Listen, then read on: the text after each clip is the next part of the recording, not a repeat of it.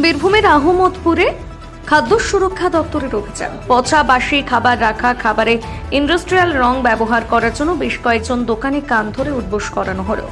বেশ কয়েকটি মিষ্টির দোকান এবং বিরিয়ানির দোকানে হানা খাদ্য সুরক্ষা দপ্তরে। একটি বিরিয়ানির দোকানে সংরক্ষণ করে রাখা বাসি মাংস ফেলে দেওয়া হলো। পাশাপাশি একটি মিষ্টির দোকানের বাসি মিষ্টি ফেলানো হলো। বেশ কয়েকটি দোকানে থাকা বাসি সিঙ্গারা জিলিপি ফেলে দেওয়া হলো। যাদের লাইসেন্স নেই তাদের লাইসেন্স করানোর ক্ষেত্রে কয়েকদিন সময় দেওয়া হলো, নইলে ব্যবস্থা নেওয়া হবে।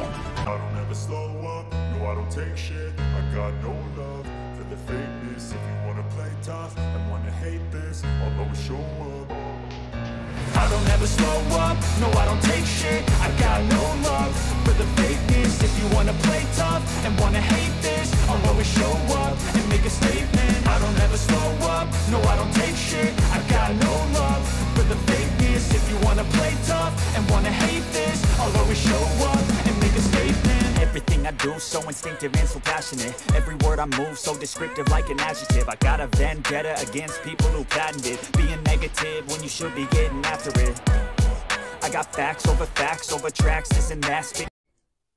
আজকে খাদ্য সুরক্ষা বিভাগ স্বাস্থ্য দপ্তরের তরফ থেকে বীরভূম জেলার আমরা আহমদপুরে এসেছিলাম সাঁইথিয়া ব্লকের আন্ডারে। সেখানে আমরা বিভিন্ন যে রেস্টুরেন্ট বা মিষ্টির দোকান বা পাইকারি দোকান বা রিটেল শপ, যেগুলো মুদিখানা দোকান, সমস্ত দোকানেই আমরা আজকে অভিযান চালাই। সেখানে আমরা আজকে দেখতে পেলাম বিভিন্ন জনের কারোর হয়তো লাইসেন্সটা প্রপার নেই, কেউ হয়তো অবৈধ রং ব্যবহার করছেন, যে রংগুলো খাওয়ার জন্য স্বাস্থ্যের পক্ষে একেবারেই অনুপযুক্ত। কিছু প্রত্যেকটি ক্ষেত্রেই প্রায় দেখা গেছে যে হাইজিন একবারেই মেনটেন হচ্ছে না। তাদেরকে বলা হয়েছে প্রপারলি হাইজিন মেনটেন করতে। লাইসেন্সের ক্ষেত্রেও তাদেরকে কাউকে 7 দিন, কাউকে 15 দিন সময় দেওয়া হয়েছে লাইসেন্স যাতে সঠিকভাবে তারা বানিয়ে নেন, কারণ অধিকাংশ জনেরই লাইসেন্স নেই। এক্ষেত্রে আমরা একটা কথা বলতে পারি যে কিছু দুষ্টচক্র চলছে, যারা কিনা মানুষকে ভুল বুঝিয়ে, ব্যবসায়ীদেরকে ভুল বুঝিয়ে তাদেরকে একটা করে 100 টাকা রেজিস্ট্রেশন ধরে দিচ্ছে, যেটা হকারদের দেওয়া উচিত। এবং তারা ব্যবসায়ীরা তাদের অনভিজ্ঞতার কারণে বা তারা জানেন না বলে তারা অধিকাংশ ক্ষেত্রেই সেইটা নিয়েই কিন্তু ব্যবসা চালিয়ে যাচ্ছেন। তো আমরা সেই হিসেবে যেমন সিউড়িতে করেছি, যেমন সাঁইথিয়ায় করেছি, যেমন রামপুরহাটে দেখেছেন, তেমনি আমোদপুরেও আজকে কিন্তু এই অভিযানটা ফেলা বলতে গেছে বেশিরভাগ ক্ষেত্রেই দেখুন মিষ্টির দোকানের কিছু মিষ্টি যেগুলো বাসি ছিল, সেটা জিলিপি হতে পারে, সেটা সিঙ্গারা হতে পারে। কিছু ক্ষেত্রে চিকেন পাওয়া গেছে, কিছু বিরিয়ানির দোকানে যেগুলো খুব বাজেভাবে সংরক্ষণ করা হয়েছিল, ভাজা চিকেন যেগুলো রয়েছে সেগুলো সংরক্ষিত হয়েছিল, সেগুলোকে ফেলে দেওয়া হয়েছে। যেসব দোকানের লাইসেন্স নেই, তারা ব্যবসা করছে, কিভাবে করছে তারা, এবং আপনারা তাদের ফাইন করা হচ্ছে না? না, দেখুন, প্রথম কথা হচ্ছে ফাইন করাটা আমার এখতিয়ারের বহির্ভূত, এখতিয়ারের মধ্যে নেই। পশ্চিমবঙ্গে সেই ক্ষমতাটা এখনো আমাদের লাইসেন্সিং অথরিটিতে দেওয়া নেই। তো সেই হিসাবে আমি ফাইন করতে পারি না, কিন্তু আমি যেটা করতে পারি সেটা হচ্ছে প্রত্যেককে একটা করে নোটিশ দেওয়া, ইমপ্রুভমেন্ট নোটিশ। কারণ প্রত্যেকটি মানুষই যখন জানতে পারেন, তার তো একটা ন্যাচারাল জাস্টিস বলে যে তিনি একটা 15 দিনের সময় পাক, সেই হিসেবে তাকে আলটিমেট 15 দিনের সময় দেওয়া হচ্ছে।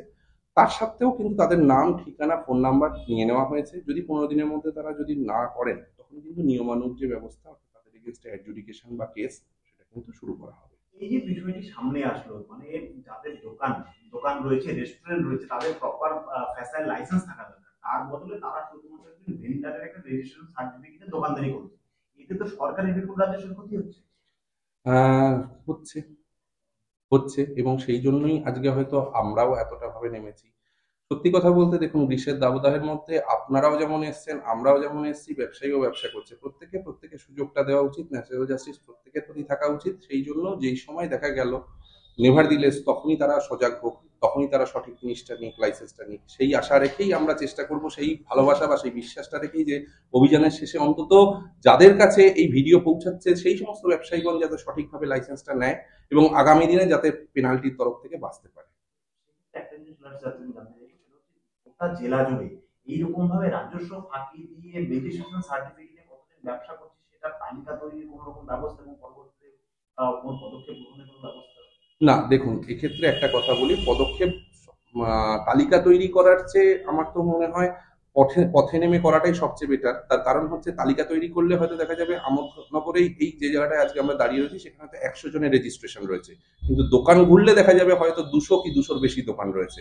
অর্থাৎ রেজিস্ট্রেশনে বা সিস্টেমের উপর নির্ভর না করে আমরা যদি হাতে কলমে একদম সরজমিনে এসে ছানবিন করি তাহলে হয়তো আরো বেশি পাওয়া যাবে, এবং যেটা আমরা কিন্তু সিউড়িতেও পেয়েছি, রামপুরহাটেও পেয়েছি, এখানেও পাচ্ছি।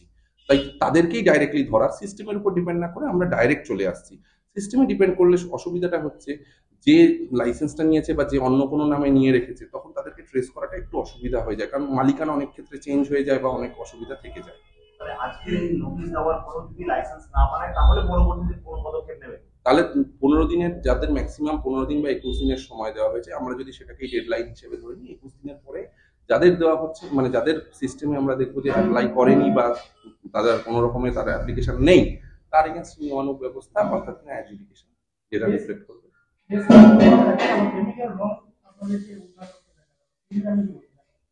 দেখুন, কেমিক্যাল রং উদ্ধার হচ্ছে, এটা সত্যি কথা বলতে খুবই দুর্ভাগ্যজনক যে আমার ডিপার্টমেন্ট থাকা সত্ত্বেও এটা পাওয়া যাচ্ছে, কিন্তু তার সাথেও যেটা মেন প্রবলেম সেটা হচ্ছে মানুষের মধ্যে জাগরুকতা সেইভাবে আসছে না। আমি কিন্তু ঠিক যেমন ব্যবসায়ীদেরকে একদিকে জাগরুক করার চেষ্টা করছি, ঠিক সেরকম ভাবে আমাদের কিন্তু একটা উইং সবসময় স্কুল কলেজ বিভিন্ন আমাদের যারা মানে ভবিষ্যৎ প্রজন্ম এবং যারা কিনা সাধারণ মানুষ তাদেরকে জানানোর জন্য কিন্তু ব্যবস্থা চলছে। কিন্তু বারবার আমরা যে জায়গাটায় ঠকে যাচ্ছি সেটা হচ্ছে যে মানুষ এমন কিছু রঙের প্রতি ভক্তি এসে যাচ্ছে, ভালোবাসা এসে যাচ্ছে, যে তারা এটা বোঝার চেষ্টা করছে না যে তাদের শরীর খারাপ, শুধুমাত্র জিহ্বার লালসার জন্য সেই খাবারটা খেতে যাচ্ছে। আজকে যদি যে দোকানটিতে আমি দাঁড়িয়ে রয়েছি সেই দোকানটির নাম না বলে তাকে বলি যে আপনি কালকে একটি রং দেওয়া নর্মাল বিরিয়ানি এবং একটা রং না ছাড়া বিরিয়ানি, সাদা বিরিয়ানি বানান, দেখবেন সারাদিনের শেষে সাদা বিরিয়ানিটা বিক্রি হচ্ছে না, রং দেওয়া বিরিয়ানিটাই প্রথম বিক্রি হচ্ছে। অর্থাৎ আমরা মানুষ যতক্ষণ না জাগরুক হব, আমরা মানুষ যতক্ষণ না সঠিক জিনিসটার চাহিদা প্রকাশ করব, ততক্ষণ অব্দি কিন্তু এই রং দেওয়াটা সম্পূর্ণভাবে শুধু ডিপার্টমেন্টের পক্ষে সম্পূর্ণ বন্ধ করা। কারণ আলটিমেটলি যদি কিনতে চায় মানুষ যে রঙিন খাবার, তখন তো দোকানদার বলবে যে আমার লভ্যাংশ তাহলে সেক্ষেত্রে বন্ধ হয়ে যাচ্ছে। তো আমাদের কিন্তু এটা সর্বস্তরের প্রচেষ্টা হওয়া উচিত। প্রচেষ্টা শুধুমাত্র দপ্তরের নয়, প্রচেষ্টা শুধুমাত্র ব্যবসায়ীর নয়, প্রচেষ্টা শুধুমাত্র সাধারণ মানুষের নয়, হয়তো আপনাদের মাধ্যমে, সংবাদ মাধ্যমের মাধ্যমেও এটাকে প্রচার করতে হবে যে এই রং খাওয়াগুলো কতটা খারাপ।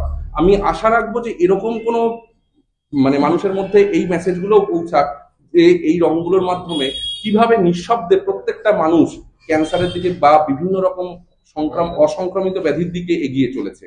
সেটা নিয়েও আমরা চেষ্টা করছি। আমার নাম হচ্ছে ডক্টর প্রসেনজিৎ বটব্যাল, আমি জেলা খাদ্য সুরক্ষা আধিকারিক, বীরভূম জেলা এবং রামপুরহাট হেলথ ডিস্ট্রিক্ট।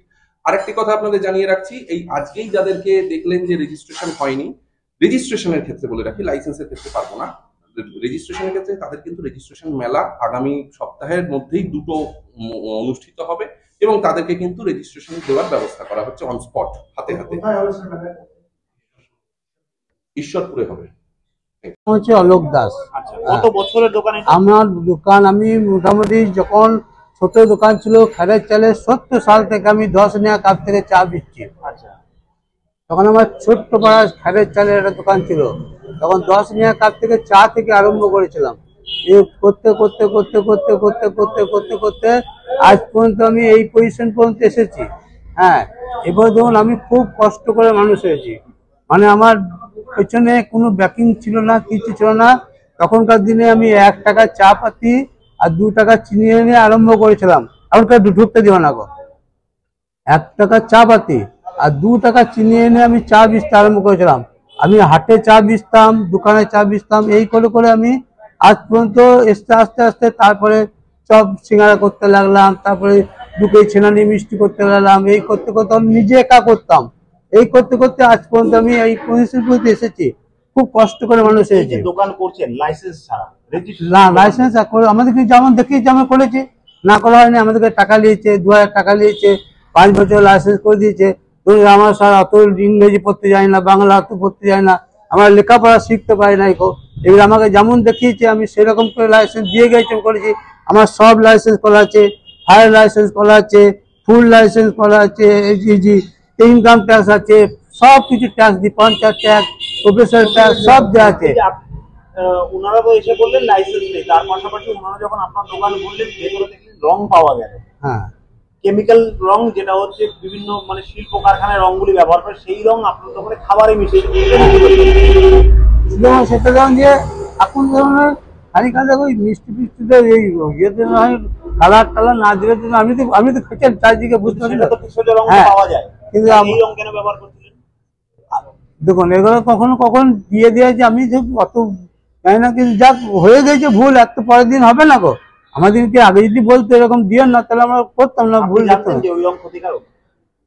আর স্যার শান্ত হবে, এবার ধরো হয়ে গেছে, ওটা তো ভুল হয়ে গেছে, যাক গো। যে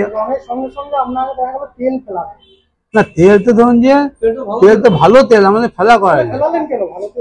ফেলা কি করবো, কার সঙ্গে তর্ক করতে যাবো বাবু? এবার ধরুন যে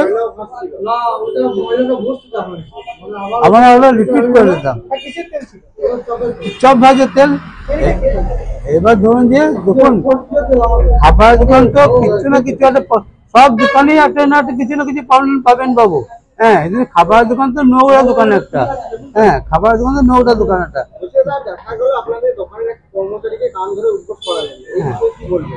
এটাতে আমার খুব মানে দুঃখ লাগছে যে ওইটা যদি আমি যখন পজিশন পেলাম না, আমি বলতাম স্যার উনি তো কোনো অপরাধ করে না, উনি তো কাজ করতে এসছে পেটের দায়ে, তা কান ধরে আমি উঠবস করি, কিন্তু সেই পজিশনটাই পেলাম না বলতে।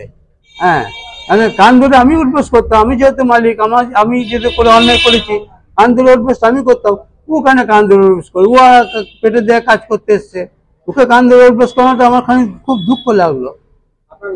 আমার নাম অলোক দাস। এই তো যা দেখছেন এই দোকান, মিষ্টির দোকান, এই রামতপুর। এবার ধরুন যে আমি যদি কান ধরে উঠবস করতে না, নভেম্বরে ওপেন হয়েছে।